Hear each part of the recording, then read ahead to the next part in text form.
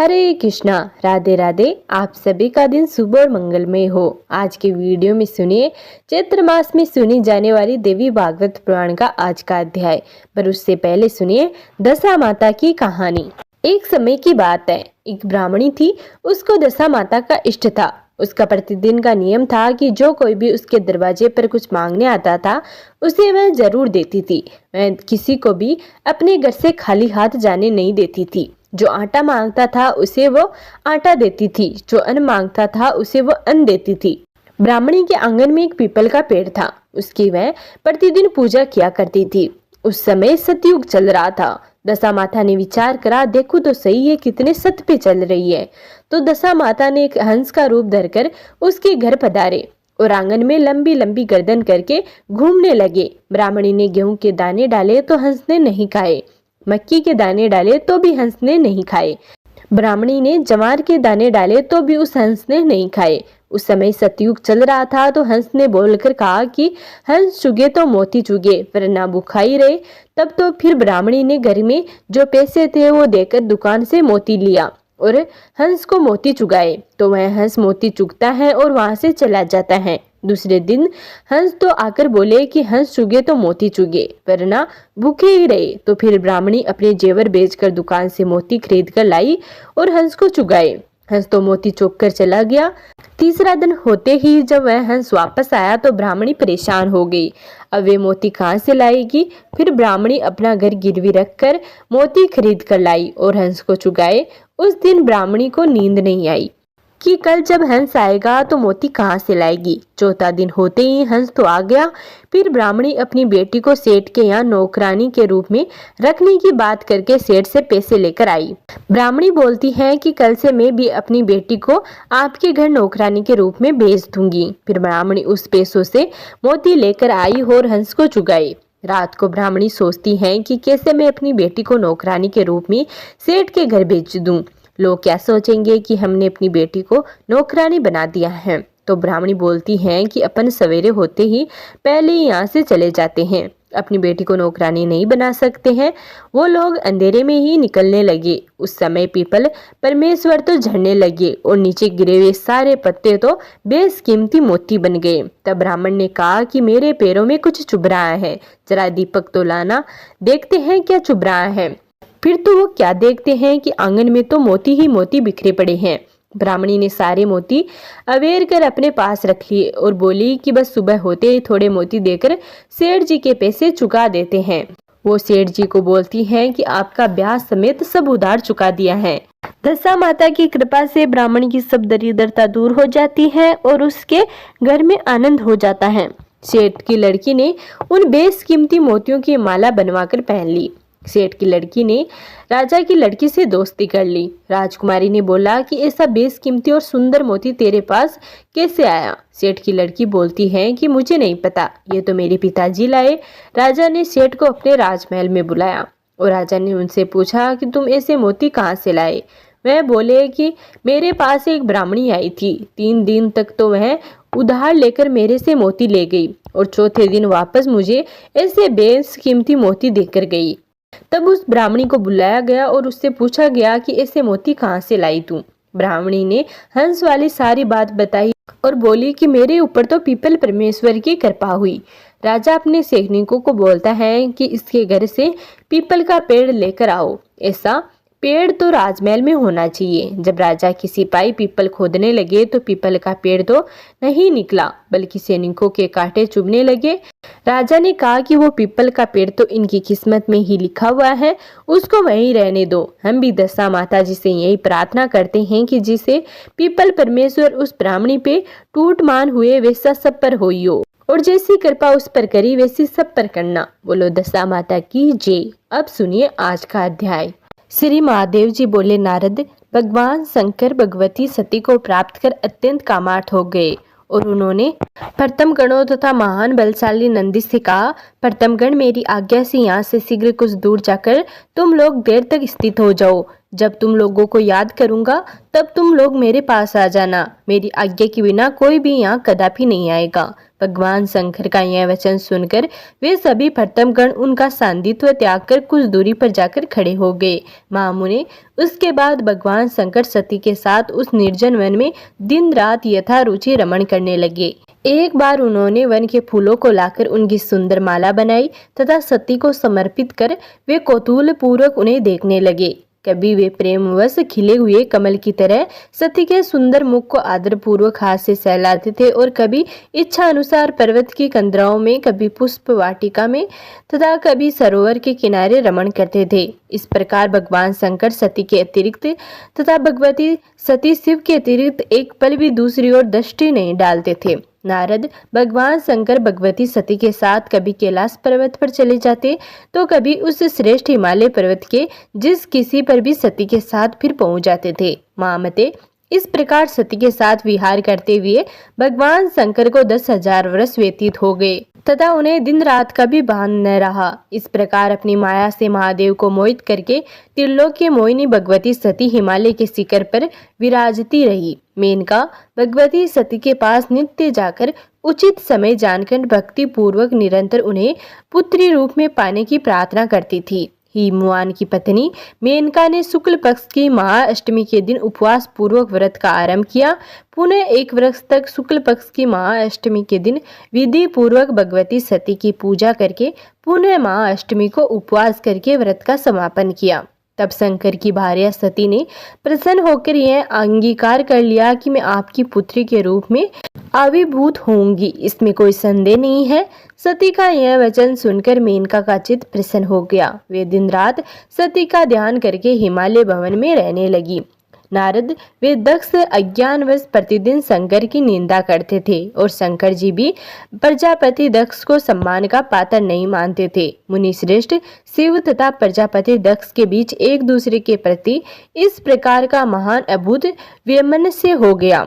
मुने एक बार ब्रह्मपुत्र नारद ने दक्ष प्रजापति के यहाँ आकर उनसे यह बात कही, प्रजापति आप जिन महेश्वर की दिन प्रतिदिन निंदा करते हैं वे उससे कुपित होकर जो करना चाहते हैं उसे आप सुनिए। वे शिव अपने भूतगणों के साथ आपके नगर में आकर भस्म तथा हड्डियों की वर्षा करके निश्चय ही कुल सहित आपका नाश कर देंगे। आपसे स्नेह के कारण ही मैंने आपसे यह बात बताई है, इसे आप कभी प्रकाशित ना करें। अब आप अपने विद्वान मंत्रियों के साथ इसके उपाय के लिए विचार विमर्श कीजिए। ऐसा कहकर वे नारद आकाश मार्ग से अपने स्थान को चले गए।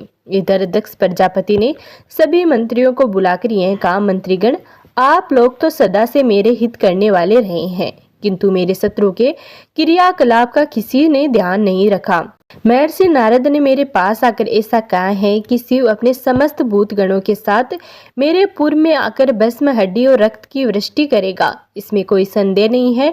तो फिर इस संबंध में मुझे इस समय जो करना है उसे आप लोग बताइए। महामुनि दक्ष की यह बात सुनकर वे सभी मंत्री भय से व्याकुल हो उठे और उनसे यह वचन कहने लगे। मंत्रियों ने कहा, देवाधिदेव शिव ऐसा क्यों करेंगे? हम लोग उनकी इस अनीति का कारण नहीं समझ पा रहे हैं। आप तो बुद्धिमानों में श्रेष्ठ तथा सभी शास्त्रों के ज्ञाता हैं, आप यथोचित आज्ञा दीजिए। इसके बाद हम लोगों के द्वारा कल्याणकारी साधना अनुष्ठान किए जाएंगे। दक्ष बोले, शमशान में निवास करने वाले तथा भूतगणों के अधिपति शिव को छोड़कर अन्य सभी देवताओं को बुलाकर मैं यज्ञ का आयोजन करूंगा और समस्त विघ्नों का नाश करने वाले यज्ञेश्वर भगवान विष्णु को संरक्षक बनाकर मैं प्रयत्न पूर्वक यज्ञ संपन्न करूंगा। इस प्रकार पुण्य यज्ञ का आरंभ हो जाने पर वह भूतपति शिव मेरे पुण्य कर्म युक्त नगर में कैसे आ पाएगा? श्री महादेव जी बोले। तब दक्ष प्रजापति के ऐसा कहने पर भय के कारण उन मंत्रियों ने दक्ष प्रजापति से कहा, महाराज ये ही ठीक है। तत्पश्चात क्षीर सागर के तट पर पहुंचकर दक्ष प्रजापति ने भगवान विष्णु से यज्ञ की रक्षा के लिए प्रार्थना की। तब परम पुरुष भगवान विष्णु प्रसन्न होकर यज्ञ की रक्षा के लिए उन दक्ष के पूर्व में स्वयं पहुंच गए। उसके बाद दक्ष ने इंद्र आदि प्रधान देवताओं, ब्रह्मा, देवर्षियों, महान ब्रह्म ऋषियों, प्रधान यक्षों, गंधर्वों, पितरों, दैत्यों, किन्नरों तथा पर्वतों को निमंत्रण किया। मुनि दक्ष ने उस यज्ञ महोत्सव में सभी को तो बुलाया था, किंतु विद्वेष के कारण शिव को तथा उनकी पत्नी सती को छोड़ दिया था। दक्ष प्रजापति ने उन सभी लोगों से कहा, मैंने अपने यज्ञ महोत्सव में शिव तथा उनकी प्रिय पत्नी सती को नहीं बुलाया है। जो लोग इस यज्ञ में नहीं आएंगे वे यज्ञ भाग से वंचित हो जाएंगे। स्वयं सनातन परम पुरुष भगवान विष्णु मेरे यज्ञ की रक्षा के लिए यहाँ आए हुए हैं, इसलिए आप सभी लोग भय मुक्त होकर मेरे यज्ञ में आइए। इस प्रकार उन दक्ष का वचन सुनकर भयभीत हुए देवता आदि सभी शिवहीन होने पर भी उस यज्ञ सभा में आ गए। यज्ञ की रक्षा करने में तत्पर भगवान विष्णु को आया हुआ सुनकर सभी देवता तथा अन्य भी शिव कोप से भय रहित हो गए। दक्ष ने सती को छोड़कर अदिति आदि सभी पुत्रियों को आदर पूर्वक बुलाकर उन्हें पुष्प, कल, वस्त्र और आभूषणों से संतुष्ट किया। मुने उन्होंने यज्ञ के निमित्त महान पर्वत के समान अन्नों का संचय किया एवं दूध, दही, घी आदि की बड़ी बड़ी नदियां बहा दी। इस प्रकार प्रजापति दक्ष ने यज्ञ के लिए जो जो वस्तु तथा द्रव्य अपेक्षित थे उनका संचय कर डाला। उन्होंने रस सामग्रियों का सागर सदृश तथा अन्य पदार्थों का पर्वत सदृश संचय कर दिया। इसके बाद यह यज्ञ आरंभ हुआ। मुनिश्रेष्ठ, उस यज्ञ में स्वयं पृथ्वी वेदी बनी और यज्ञ कुंड में उद्रव तथा निर्मल शिखा वाले घुम रहित अग्निदेव स्वयं प्रज्वलित हुए। जो लोग उस यज्ञ में वेद पाठ के लिए नियुक्त किए गए थे वे सब के सब आसन पर विराजमान हो गए। महामते, यज्ञ की रक्षा करने वाले के स्वामी, जगत के रक्षक आदि परम पुरुष यज्ञ स्वरूप साक्षात भगवान नारायण यज्ञ वेदी पर प्रतिष्ठित हो गए।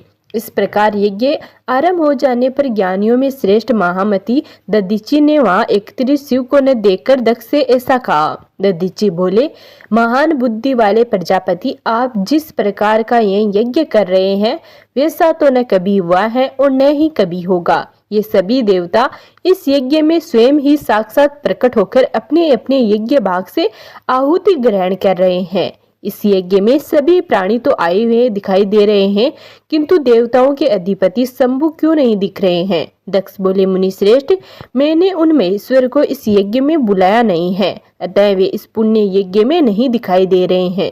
दधीचि बोले, प्रजापति, जैसे विविध रत्नों से भली भांति विशोभित होने पर भी प्राण विहीन शरीर बिल्कुल सुशोभित नहीं होता है, वैसे ही महेश्वर के बिना आपका यह यज्ञ शमशान की भांति दिखाई दे रहा है। दक्ष बोले, दुष्ट ब्राह्मण, तुम्हें यहाँ किसने बुलाया है और तू यहाँ क्यों आए हो? तुमसे किसने पूछा है जो तुम इस प्रकार बोल रहे हो? दधीचि बोले, मैं तुम्हारे अनिष्टकारी यज्ञ में तुम्हारे द्वारा बुलाया जाऊं या ना बुलाया जाऊं, किंतु यदि मेरी बात मानो तो सदा शिव महादेव को बुला लो, क्योंकि शिव विहीन किया गया यज्ञ फलदायक नहीं होता है। जिस प्रकार अर्थ से रहित वाक्य, वेद ज्ञान से शून्य ब्राह्मण तथा गंगा से रहित देश व्यर्थ होता है, उसी प्रकार शिव के बिना यज्ञ निष्फल होता है। जैसे पति के बिना स्त्री का और पुत्र के बिना गृहस्थ का जीवन व्यर्थ होता है, और जैसे निर्धनों की आकांक्षा व्यर्थ है, वैसे ही शिव के बिना यज्ञ व्यर्थ है। जिस प्रकार कुश विहीन संध्या वंदन, तिल विहीन तर्पण और हवि से रहित होम निष्फल होता है, उसी प्रकार शंभु विहीन यज्ञ भी निष्फल होता है। उसी प्रकार शंभु विहीन यज्ञ भी निष्फल होता है। जो विष्णु है वे ही महादेव है, और जो महादेव है वे ही स्वयं भगवान नारायण विष्णु है। इन दोनों में से कभी भी कहीं कोई भेद नहीं है। इस प्रकार जो इनकी निंदा करता है वह स्वयं ही निंदित होता है। इनमें किसी एक की निंदा करने वाले से दूसरा कभी प्रसन्न नहीं होता है। शिव को अपमानित करने की कामना से युक्त होकर तुम जो यह यज्ञ कर रहे हो, इससे अत्यंत कुपित होकर वे शंभु तुम्हारा यज्ञ नष्ट कर देंगे। दक्ष बोले, संपूर्ण जगत की रक्षा करने वाले भगवान विष्णु यज्ञ के रक्षक हैं। उस यज्ञ में मैं शमशानवासी शंभु मेरा क्या कर लेगा?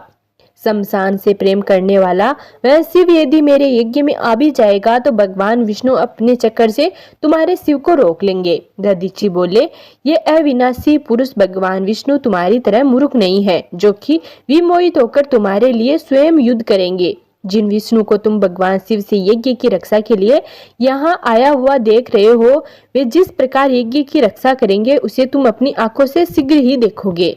श्री महादेव जी बोले, उन दधीचि की यह बात सुनकर क्रोध से अत्यंत लाल नेत्रों वाले दक्ष ने अपने अनुचरों से यह कहा, इस ब्राह्मण को यहाँ से दूर ले जाओ। मुनि श्रेष्ठ दधीचि भी उस दक्ष की बात पर हंस पड़े और बोले, अरे मूंड, तुम मुझे क्या दूर करोगे? तुम तो स्वयं ही अपने कल्याण से दूर हो गए हो। दुर्मति, भगवान शिव के क्रोध से उत्पन्न दंड तुम्हारे सिर पर शीघ्र ही गिरेगा, इसमें कोई संदेह नहीं है। ऐसा कहकर मध्यकालीन सूर्य के समान तेज संपन्न तथा क्रोध से लाल नेत्रों वाले मुनि श्रेष्ठ दधीचि सभा के मध्य से निकल गए। तत्पश्चात शिव तत्व को जानने वाले दुर्वासा, वामदेव, च्वेन, गौतम आदि समस्त ऋषिगण भी वहां से उठकर चले गए। उन सभी ऋषियों के चले जाने पर दक्ष ने शेष ब्राह्मणों को धुनी दक्षिणा देकर महान यज्ञ आरंभ किया। नारद सभी बंधु बांधवों के कहने पर भी उस दक्ष ने सती को यज्ञ में किसी प्रकार नहीं बुलाया। उससे अंतिम क्षीण पुण्य वाले दक्ष ने उसे परा प्रकृति का घोर अपमान किया। दक्ष प्रजापति तो उसी समय महामाया स्वरूपिणी जगदम्बा के द्वारा ठग लिए गए। इसके बाद गिरिराज हिमालय पर भगवान शिव के पास विराजमान सर्वज्ञा जगदम्बा वह सब बातें जान गई और वे विचार करने लगी, मुझे पुत्री रूप में प्राप्त करने के लिए गिरिराज हिमालय की पत्नी मेना ने विनम्रता पूर्वक प्रेम भाव से सच्ची भक्ति के साथ मेरी प्रार्थना की है। मैंने उसे स्वीकार कर लिया है। मैं उनकी पुत्री के रूप में निसंदेह जन्म लूंगी। उसी प्रकार पूर्व काल में जब दक्ष प्रजापति ने मुझे पुत्री रूप में पाने के लिए मुझसे प्रार्थना की, तब मैंने उनसे कहा था कि जब मेरी प्रीति आपका आदर भाव कम हो जाएगा तब आपका पुण्य क्षीण हो जाएगा। उस समय अपनी माया से आपको मोहित करके मैं निश्चित रूप से आपका त्याग कर दूंगी। तो अब वह समय आ गया है। इस समय मेरे प्रति अनादर भाव वाले दक्ष प्रजापति का पुण्य नष्ट हो चुका है, अतः अपनी लीला से उनका परित्याग कर मैं अपने स्थान को चली जाऊंगी। तदंतर हिमालय के घर में जन्म लेकर एकमात्र प्राण वल्लभ देवेश महेश्वर शिव को पति रूप में पुनः प्राप्त करूंगी। इस प्रकार अपने मन में विचार करके दक्ष पुत्री महेश्वरी सती उस क्षण की प्रतीक्षा करने लगी जब दक्ष के यज्ञ का विनाश होगा। उसी समय ब्रह्मपुत्र नारद दक्ष के घर से वहीं पर आ गए जहां भगवान शिव विराजमान थे। 3 नेत्रों वाले देवादिदेव शिव की 3 बार परिक्रमा करके नारद ने कहा, उस दक्ष ने अपने उस यज्ञ में सभी को बुलाया है। देवता, मनुष्य, गंधर्व, किन्नर, नाग, पर्वत तथा अन्य जो भी प्राणी स्वर्ग, मर्त्युलोक और रसातल में हैं, उन सभी को उसने बुलाया है। केवल आप दोनों को ही छोड़ दिया है। उस प्रजापति दक्ष की पूरी को आप दोनों से रहित देखकर उनका परित्याग करके दुखी मन से मैं आपके पास आया हूँ। आप दोनों को वहां जाना उचित है, अतः आप विलंब मत कीजिए। शिव जी बोले, हम दोनों के वहां जाने का प्रयोजन ही क्या है? जैसे उनकी रची हो उनके अनुसार वे प्रजापति दक्ष का अपना यज्ञ करें। शिव जी बोले, हम दोनों के वहां जाने का प्रयोजन ही क्या है? जैसी उनकी रुचि हो उनके अनुसार वे प्रजापति दक्ष अपना यज्ञ करे। नारद जी बोले, यदि वे दक्ष आपके अपमान की इच्छा करते हुए वह महान यज्ञ संपन्न करते हैं तो इससे आपके प्रति लोगों में अनादर का भाव उत्पन्न हो जाएगा। परमेश्वर, यह जान करके आप या तो अपना यज्ञ भाग ग्रहण कीजिए अथवा सूर्येश्वर उस यज्ञ में ऐसा विघ्न डालिए ताकि वह संपन्न हो सके। शिव जी बोले, वहां न तो मैं जाऊंगा और न ही मेरी प्राण प्रिय सती ही जाएगी। वहां पहुंचने पर भी वे दक्ष मुझे यज्ञ भाग नहीं देंगे। श्री महादेव जी बोले, तब शिव जी के ऐसा कहने पर महर्षि नारद ने सती से कहा, जगत जननी, उस यज्ञ में आपका जाना तो उचित है। आपने पिता के घर में यज्ञ महोत्सव होने का समाचार सुनकर कोई कन्या धैर्य धारण कर भला घर से कैसे रह सकती है? जो आपकी सभी दिव्य बहनें हैं वे यज्ञ में आई हुई हैं और दक्ष ने उन सभी को स्वर्ण आदि के अनेक विध आभूषण प्रदान किए हैं। सुरेश्वरी जगदम्बी के अभिमान के कारण जिस प्रकार उन्होंने एकमात्र आपको नहीं बुलाया है, उसी प्रकार आप भी उनके घमंड को नष्ट करने का प्रयत्न कीजिए। मान तथा अपमान के प्रति समभाव वाले परम योगी शिव न तो उनके यज्ञ में जाएंगे और न तो विघ्न ही पैदा करेंगे। तदंतर दक्ष पुत्री सती से ऐसा कहकर महर्षि नारद ने शिव जी को प्रणाम करके पुनः दक्ष प्रजापति के घर के लिए प्रस्थान किया। तो ये था आज का अध्याय।